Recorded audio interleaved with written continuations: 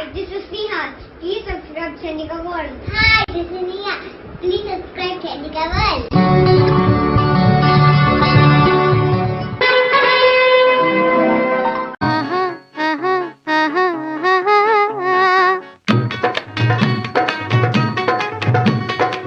ఓ 5 రూపాయలుంటే ఇవ్వు, జీతం రాగానే ఇస్తాను. ఆఫీసులోకి అడుగుపెడుతున్న నాకు నాగభూషణం గారి మాటలు వినిపించాయి. ఆయన అడిగింది సాక్షాత్తు నరసింహరావును. కుందేటి కొమ్ము సాధించటం నరసింహరావు దగ్గర అప్పు సంపాదించటం లాంటిదే. ఆ సంగతి నాగభూషణం గారికి తెలియక కాదు.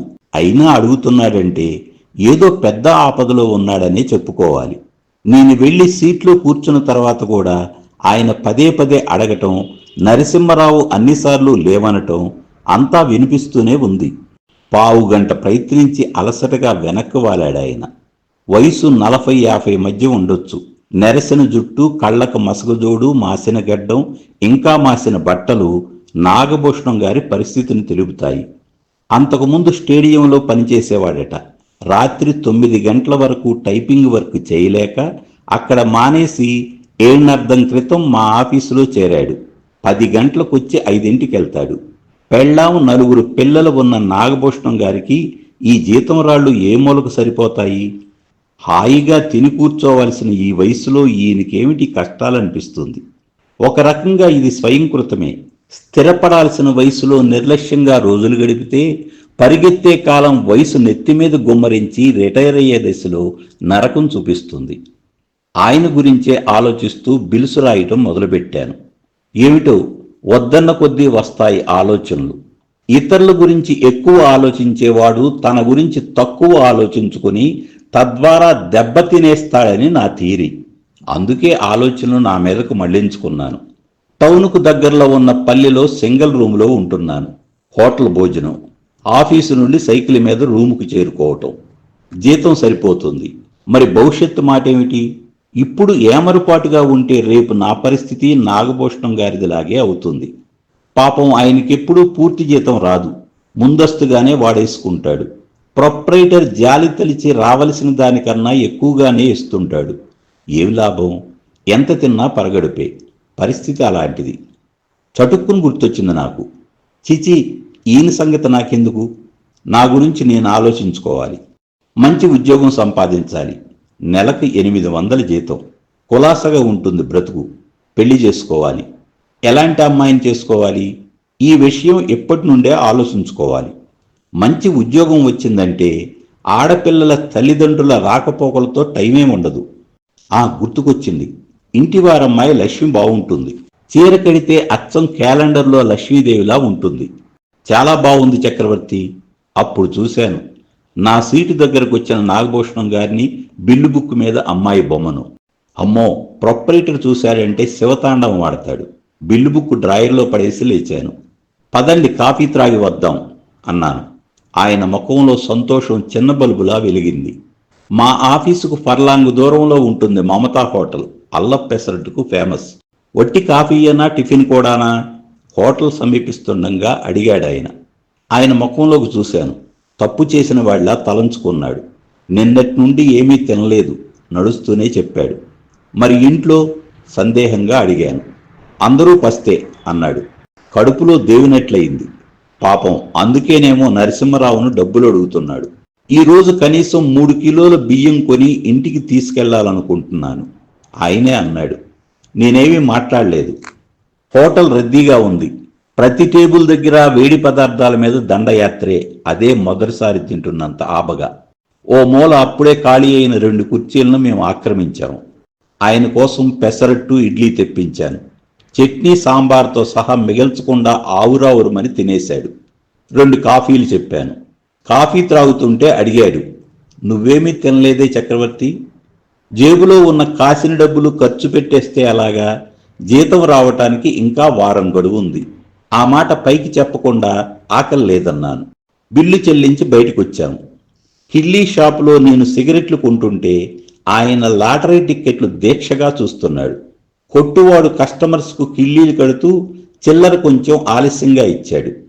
అంతసేపు నాగభూషణం గారు ఆ టిక్కెట్ల కేసి చూస్తూనే ఉన్నాడు. సిగరెట్ ముట్టించి ఆయనకు ఒకటిచ్చాను.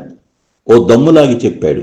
మరో వారం రోజుల్లో డ్రా, సరిగ్గా 1 తారీఖు సాయంత్రం 7ంటికి స్టేడియంలో. అయితే అన్నాను. అయితే ఏమిటి, ఛాన్స్ తగిలితే లక్షాధికారి కావచ్చు అన్నాడు ఆయన.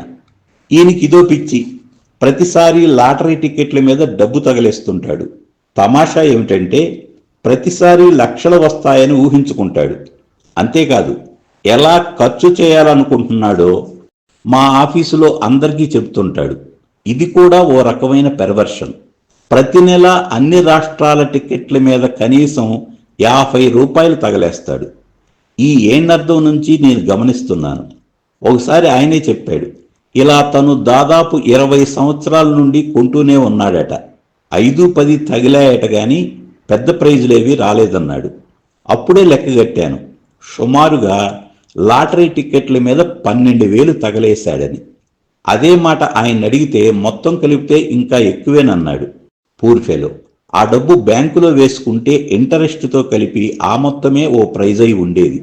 ఎవరి వేళ్లతో వాళ్ల కళ్ళు పొడవటమే ఈ లాటరీ టిక్కెట్లు. వీటిని నిషేధిద్దామనే ఆలోచన ఒక్కడికి రాదేం. లంచ్ అవర్ వరకు శ్రద్ధగా పనిచేశాను. భోజనానికి బయలుదేరుతుంటే నా వెనకే నాగభూషణం గారు బయలుదేరారు. భోజనానికి రమ్మంటావా చక్రవర్తి అడిగాడు. మీ ఇంట్లో నిన్న అందరూ పస్తేనా? వెళ్లబోతున్న వాడినల్లా అడిగాను. నిన్నేమిటి, ఈరోజు కూడా అన్నాడాయన. మరి వాళ్ళు తినకుండా మీకు తిండి ఎలా సహిస్తుంది? తీవ్రంగానే అడిగాను. ఆయన ముఖం మాడిపోయింది. ఆఫీసులో మిగిలిన 3 ప్రాణులు అంతా విన్నాయి. నేను బయటికి నడిచాను. ఆయన ప్రవర్తన నేను హర్షించలేను. మరో 2 నెలల్లో నాకు ఉద్యోగం రావచ్చు. ఈ నాగభూషణం గారి కష్టాలు చూసే బాధ తప్పుతుంది. కష్టాలు పడేవాడి కంటే వాడి అవస్థలు చూసేవాడికే బాధ ఎక్కువగా ఉంటుంది. నేను హోటల్లో భోజనం ముగించి వచ్చేసరికి నాగభూషణం గారు 2 చేతుల్లో తల పట్టుకుని సర్వం కోల్పోయిన వాడిలాగా కూర్చున్నాడు. నాకు జాలేసింది. ఎంతో కష్టం మీద ఆయన్ని పలకరించకుండా నా సీట్లోకి వెళ్ళి కూర్చున్నాను. ఈ జాలి వల్ల ఇప్పటికే చాలా కోల్పోయాను. అందుకే నా గురించి నేను ఎక్కువ ఆలోచించుకోవాలనే థియరీ ఏర్పాటు చేసుకున్నాను. ప్రొప్రైటర్ గారు అవుట్ ఆఫ్ స్టేషన్. ఆయనే ఉంటే ఆఫీసులో సిగరెట్లు తాగే వీలు లేదు. ఇప్పుడు ఆ బాధ లేదు. సిగరెట్ వెలిగించాను. గుండెల నిండా పొగ పీల్చి గుప్పును వదిలి నా గురించి ఆలోచించడం మొదలుపెట్టాను. సాధారణంగా నేను కలలు కనను. భవిష్యత్తులో ఏమి చేయాలో రూపొందిస్తూ ఉంటాను. 2 నెలల్లో ఉద్యోగం వస్తుంది. తర్వాత పెళ్లి. ఎలాంటి అమ్మాయిని చేసుకోవాలి? మళ్ళీ మా ఇంటి వారమ్మాయి గుర్తు వచ్చింది. తెల్లగా, నిండుగా, చూడముచ్చటగా ఉంటుంది. కాళ్లకు వెండి పట్టీలు గల్లు గల్లుమంటుంటే చెంగు చెంగున నా రూములోకి వస్తుంది. చక్రవర్తి గారు కాఫీ తీసుకోండి అనేసి కాఫీ గ్లాస్ అందించి గిరుక్కును వెనక్కి తిరిగి వెళ్ళిపోతుంది. అప్పుడు చూడాలి కాలిపట్టెల గజ్జెల సవ్వడికి లయబద్ధంగా పిరుదుల మీద ఊగే జడకుప్పిళ్ల నాట్యాన్ని. ప్రతిరోజు కాఫీ, అడపాదడపా టిఫిను తెస్తూనే ఉంది. కానీ మాట్లాడేందుకు అవకాశమేది? ఉదయం హడావుడిగా బయలుదేరటం, రాత్రి 9 గంటలకు చేరుకోవటం, ఆదివారాలు తిండి కోసమైనా టౌన్కు రాక తప్పదు. నీతో మాట్లాడాలి చక్రవర్తి. మహానుభావుడు ఎదురుగా కూర్చున్నాడు. చెప్పండి అన్నాను కోపాన్ని దిగమింగుతూ. ఓ 5 రూపాయలు సర్దు, జీతం రాగానే ఇస్తాను అన్నాడు. ఈరోజు మీకేమీ పని లేదా అని అడిగాను. 2 లెటర్స్ ఉంటే టైప్ చేశా. ఆ సంగతికేం గాని ఓ 5 చెప్పానుగా నా పరిస్థితి అని జవాబు ఇచ్చాడు. చాలా రిహార్సల్స్ వేసుకొచ్చినట్టున్నాడు. ఎలాగైనా ఆయన్ని వదిలించుకోవాలని నిర్ణయించుకున్నాను. మీరు ఇంతకు ముందు తీసుకున్న 10 రూపాయలు ఇచ్చారా సౌమ్యంగానే అడిగాను. ఆ 10, ఈ 5 మొత్తం రేపు 1కి ఇచ్చేస్తాను. ఈసారి గండం గట్టెక్కించు చక్రవర్తి ప్రాధేయపడ్డాడు. ఈ ఇవ్వటం, మరలా వసూలు చేసుకోవటం అన్ని దండగ పనులు. నాకు బ్యాంకులో బ్యాలెన్స్ నిల్లు. కానీ లోకుల మీద మొత్తం 6,000 దాకా పెట్టాను. అన్ని చేబదుళ్ళు నోటి మాట మీద ఇచ్చినవే. అవి వచ్చే బాబత కాదని తెలుసుకునేసరికి సమయం మించిపోయింది. జాలి తలిచి అప్పులిస్తే అవి వస్తాయో చస్తాయో, పైపెచ్చు మనమే చిక్కుల్లో పడనవచ్చు. అందుకే ససే మెరా మెరా ససే ఇవ్వనన్నాను. 4 వరకు విక్రమార్కుడిలా అడుగుతూనే ఉన్నాడు. నేను విని విననట్లు బిలుసు రాసుకుంటున్నాను. 5కి సైకిల్ తీసుకుని బయలుదేరాను. నాగభూషణం గారు నా వెనకే బయలుదేరాడు. ఈయన వదిలేలా లేడనుకున్నాను. సైకిల్ నడిపించక తప్పింది కాదు. చూడు చక్రవర్తి, 4 రూపాయలు ఇవ్వు, ఇవి నీ దగ్గరుంచు అంటూ జేబులో నుండి చిన్న పొట్లం తీశాడు. నేను క్యూరియాసిటీతో చూస్తున్నాను. కాగితం మడతలు విప్పాడు. 4 లాటరీ టిక్కెట్లు. అవెందుకు అడిగాను. ఇవి కొని వారమైంది. విజయలక్ష్మి లాటరీ టిక్కెట్లు. 1 తారీఖు సాయంకాలం 7ంటికి డ్రా.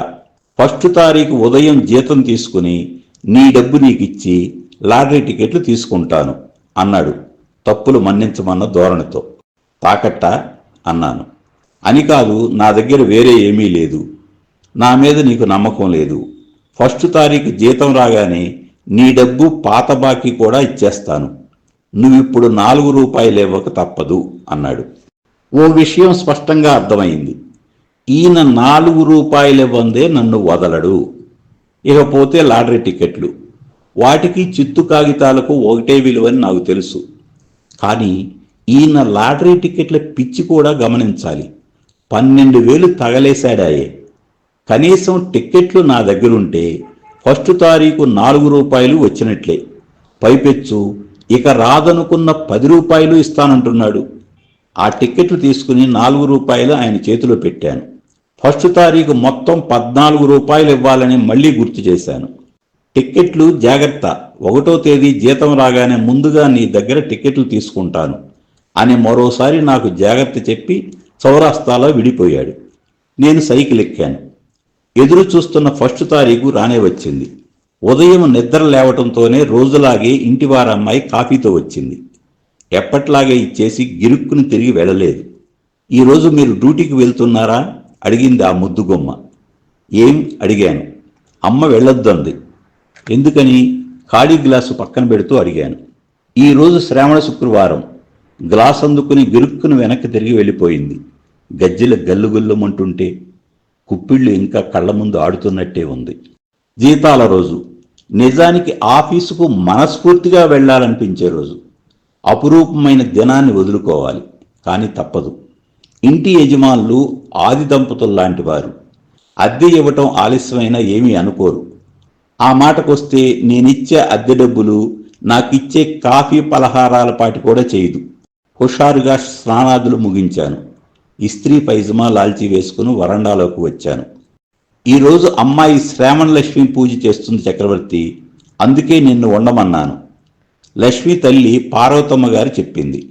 వరండా మెట్ల మీద పావడా ఓణిలతో ఉన్న అమ్మాయిలు చాలామందే ఉన్నారు. రకరకాల కొత్త దుస్తుల్లో వాళ్ళను చూస్తుంటే బంతిపూల తోట బలాదూరనిపించింది. ఆ రోజు చాలా సరదాగా గడిచింది. ఇంటివారి కుటుంబంతో కలిసి భోంచేశాను. జీవితంలో మరువులేని అనుభవం పంచి ఆ రోజు వెళ్ళిపోయింది. మర్నాడు ఆఫీసుకు బయలుదేరుతుంటే మున్సుబు గారింటి ముందు 10 మంది గుంపుగా నిలబడి ఏమిటో చూస్తున్నారు. చిన్న సందు కావటంతో సైకిల్ పోయే దారి లేక బెల్లు మ్రోగించాను. గుంపు పక్కకు తొలగింది. నన్ను చూసి ఎవరో చక్రవర్తి గారికి చూపించండి అన్నారు. టౌన్లో ఉద్యోగం చేస్తూ పల్లెలో ఉన్నందున ఆ ఊళ్ళో చాలామందికి నేను తెలుసు. సైకిల్ దిగి ఏమిటి అన్నాను. గుంపులో సగం మందికి పైగా చేతిలో లాటరీ టికెట్లు పట్టుకున్నారు.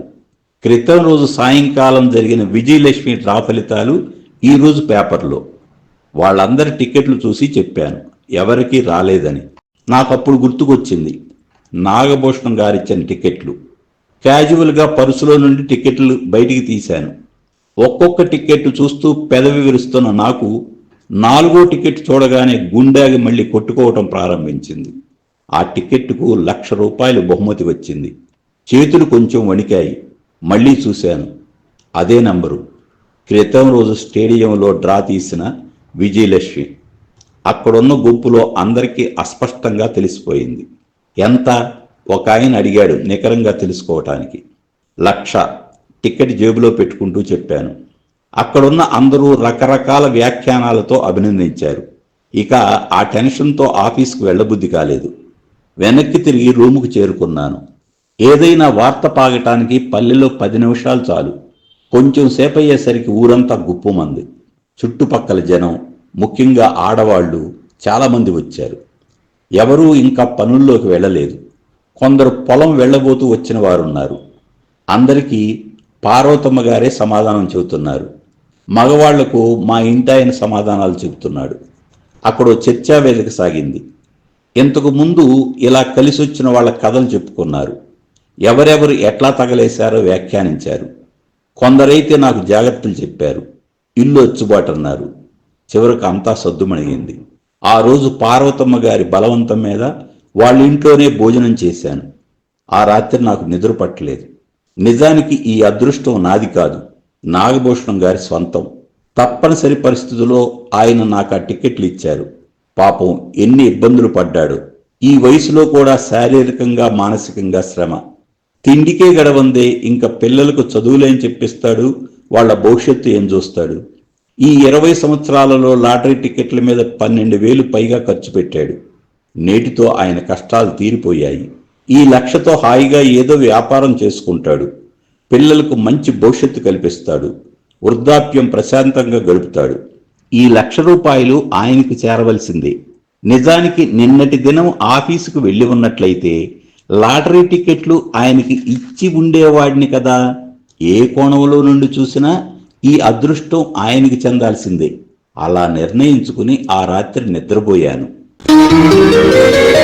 ఆలోచనలకు అన్నీ బాగానే ఉంటాయి, ఆచరణకే సాధ్యం కాదు. నేనిప్పుడు లక్షాధికారిని, లక్ష్మి భర్తను.